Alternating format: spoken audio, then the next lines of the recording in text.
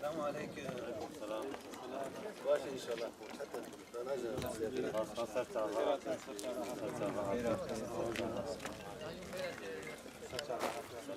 Baş inşallah. Baş inşallah.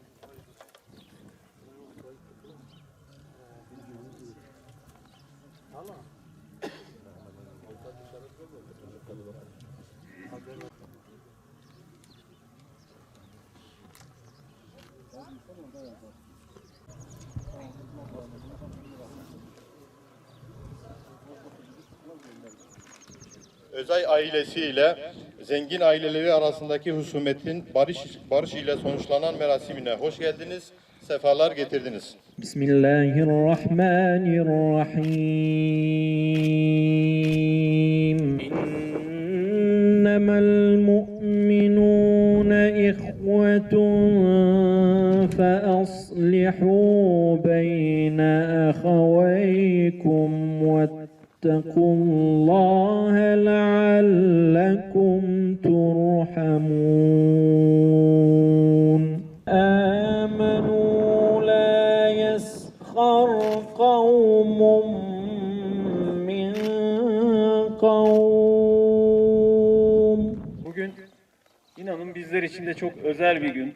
Uzun bir süredir buradaki iki tane ailenin arasında bulunan husumet mi diyelim artık, anlaşmazlık mı diyelim, devam ettiği haberi ve bunun devamı daha doğrusu bizleri de üzüyordu. Karşılıklı uzlaşma olduğu haberini aldıktan sonra inanın bizler en başta jandarma teşkilatı olarak çok mutlu olduk.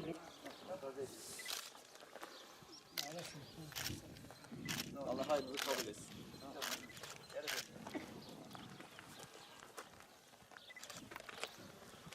Allah hayrınızı kabul etsin. قال برايا صلحا بين إنسان أمر ربي ما يعني جرى أولياء مس خداي خب ترسن أم حق وحقوق إنسان تجاوز نكن محقق مسلمان براي هذن يعني براتيا إسلامي يا نسبي بر بيشتاتره مسلمان براي هذن ونصلحا بين مسلمان بكن أمر خداي تبي آية دوامتك Peygamberime aleyhissalatu vesselam de hel edullukum ala ma ve hayru minas salati ve siyami ve sadaka. Etişki jvara bejim kun vi tiştibikin khayra wijal meje rojiye ve ya zakatiji betre malum ashabiye peygamber beje ya Resulallah de islah zatil beyn. Sulha na beyna insana.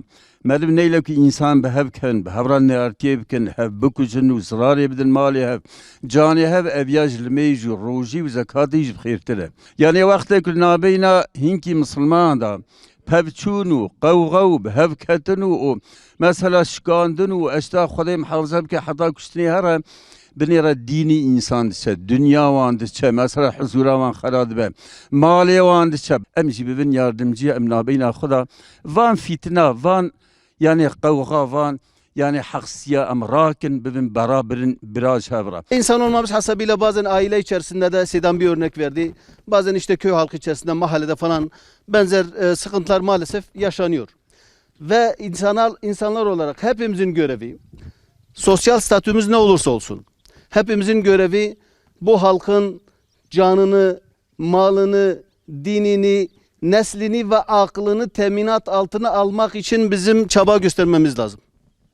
Bu herkesin, ben insanım diyen herkesin görevidir. Biz bu konuda Allah'a şükür elimizden gelen çabayı gösteriyoruz. Bu iki ailenin bu sulhunu gerçekleştirmek için gerçekten kendim ve teşkilatlarım bir yıldır uğraşıyoruz. Ve bizim dışımızda da bir sürü insanımız, bir sürü kanaat önderimiz çaba göstermişlerdir. Neticede elhamdülillah bugün bu noktaya geldi ve iki ailemizi barıştırıyoruz. Bu konuda katkısı olan herkese kendim ve teşkilatım adına teşekkür ediyorum. Allah-u Teala razı olsun diyoruz. Bu örnekliği bizim bütün coğrafyamızda yaymamız lazım. Hüdapar olarak, sizin kardeşleriniz olarak bu bölgede anarşinin bitmesi, gözyaşının bitmesi, kan akmanın bitmesi için kapımız, gönlümüz vatandaşlarımıza, kardeşlerimize açıktır. Üzerimize, omuzumuza ne sorumluluk düşüyorsa hazırız. Her şeyimizle koşturmaya hazırız ve Allah'ın izniyle dediğimiz gibi bölgede anarşinin kalmaması için, huzursuzluğun son bulması için, kanın dökülmemesi için, annelerin gözyaşının akıtılmaması için her bir mücadelenin içerisine gireceğiz, çaba göstereceğiz. Rabbim bizleri, hepimizi bu konuda muvaffak etsin. Tekrar bu konuda, bu sulhta, bu barışta emeği geçen herkese teşekkür ediyorum. Hepiniz tekrar hoş geldiniz. Allah-u Teala sizlerden razı olsun. Allah-u Teala beterinden korusun ve bu fitnenin kapısını kapatsın. Allah razı olsun.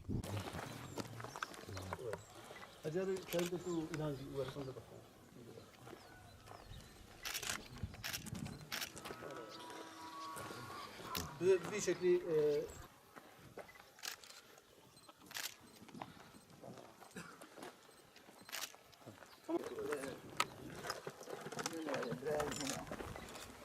Ne zaman motive